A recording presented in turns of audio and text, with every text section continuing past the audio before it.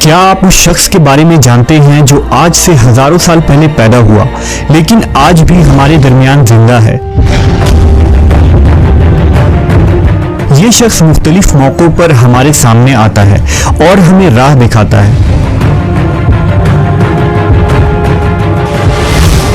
یہ ویڈیو دنیا کے سب سے پر اسرار شخص کے متعلق ہے جن کے بارے میں ہر دور کے لوگ ہمیشہ تلاش میں رہے، جن کا نام خضر علیہ السلام ہے۔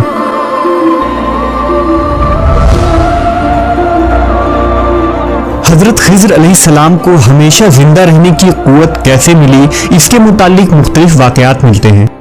ابن عساکر نے تاریخ دمشق میں لکھا ہے کہ جب حضرت آدم علیہ السلام کی وفات کا وقت آیا تو آپ نے اپنے تمام لڑکوں کو جمع کر کے فرمایا، اے میرے بیٹوں، بے شک اللہ تعالیٰ زمین والوں پر ایک بڑا عذاب نازل فرمانے والا ہے، تو میری وفات کے بعد میرے جسم کو غار میں رکھ دینا، یہاں تک کہ سکون پا جاؤں تو میرے جسم کو ملک شام میں دفن کر دینا۔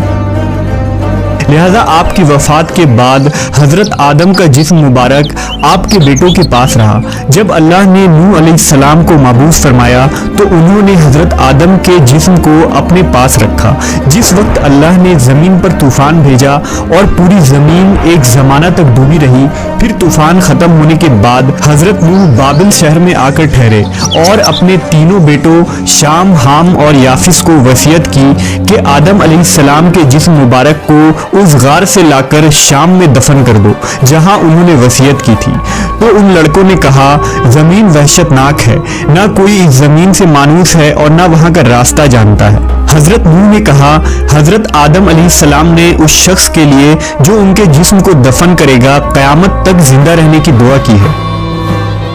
پھر آپ کا جسم مبارک اسی طرح رہا یہاں تک کہ حضرت آدم کے ایک سلبی اولاد جن کا نام خضر تھا، انہوں نے آپ کے جسم مبارک کو دفن کیا۔ اللہ نے حضرت آدم کی دعا قبول فرمائی تو حضرت خضر علیہ السلام جب تک اللہ چاہے گا زندہ رہیں گے۔ حضرت خضر کی کنیت ابو العباس اور نام بلیہ تھا، ان کے والد کا نام ملکان تھا۔ حضرت خضر علیہ السلام کی یہ خصوصیت تھی کہ آپ جس جگہ بھی بیٹھتے تھے وہاں آپ کی برکت سے ہری ہری گھاس اگ جایا کرتی تھی، اس لیے لوگ آپ کو خضر کہتے تھے، جس کے معنی سبز چیز ہوتی ہے۔ ایک روایت کے مطابق آپ حضرت ذوالقرنین کے خالہ زاد بھائی تھے۔ حضرت ذوالقرنین اللہ کے ایک نیک بادشاہ تھے جنہیں اللہ نے زمین کے بڑے حصے پر حکومت عطا فرمائی تھی۔ حضرت خضر حضرت ذوالقرنین کے وزیر تھے۔ کتابوں میں حضرت خضر علیہ السلام کی لمبی عمر اور موت نہ آنے کی وجہ یہ بھی لکھی گئی ہے کہ آپ نے آب حیات نامی ایک چشمے کا پانی پیا تھا۔ آب حیات کے بارے میں یہ بیان کی جاتی ہے کہ جو اسے پیے گا یا اس میں غسل کرے گا اسے کبھی موت نہ آئے گی۔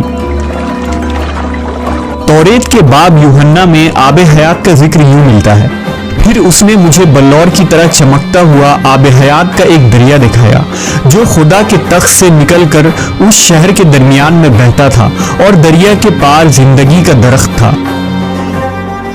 آب حیات کا ذکر قدیم داستانوں اور کتابوں میں بھی ملتا ہے۔ ان داستانوں میں 3 شخص کا ذکر کیا گیا ہے جو آب حیات تک پہنچ گئے تھے۔ ان میں ایک حضرت الیاس علیہ السلام، دوسرے حضرت ذوالقرنین اور تیسرے حضرت خضر علیہ السلام ہیں، جن میں صرف حضرت خضر اور حضرت الیاس کو ہی وہ پانی نصیب ہوا۔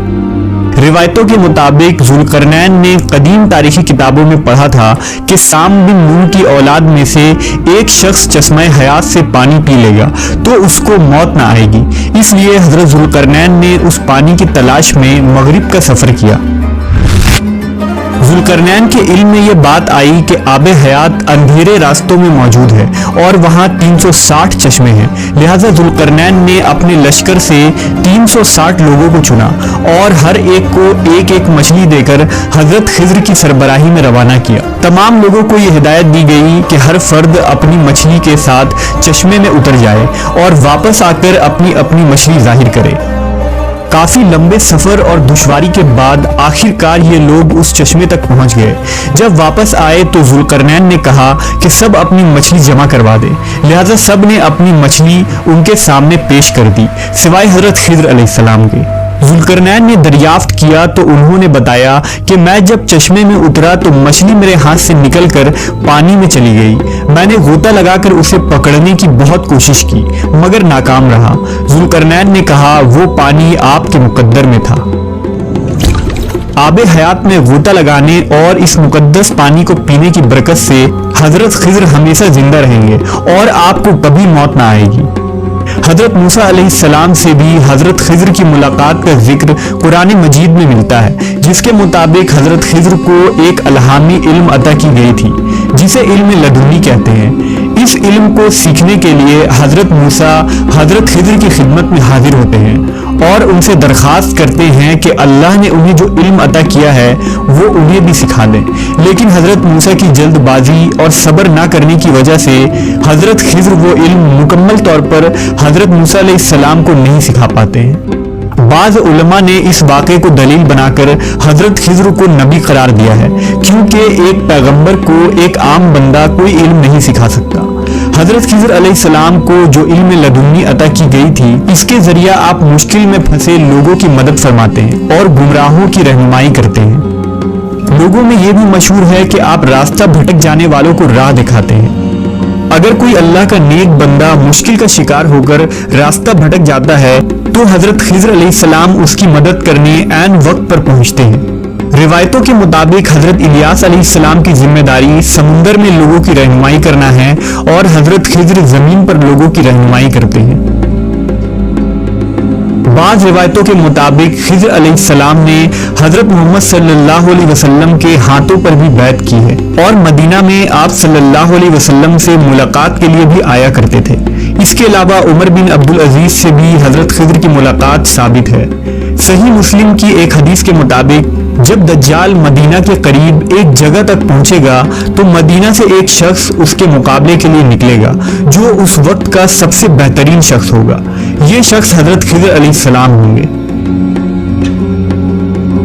حضرت خضر اور حضرت الیاس دونوں زندہ ہیں اور ہر سال حج کے موقع پر ملتے ہیں۔ صوفیہ کے نزدیک بھی حضرت خضر کا بہت اعلیٰ مقام ہے۔ وہ خضر علیہ السلام کو اپنا رہنما تصور کرتے ہیں۔ بعض صوفیہ سے ان کی ملاقات بھی ثابت ہے اور بعض بزرگوں نے لکھا کہ خضر علیہ السلام نے کئی سالوں تک انہیں علم دین بھی سکھایا۔ صوفیہ آپ کو خواجہ خضر کہہ کر پکارتے ہیں۔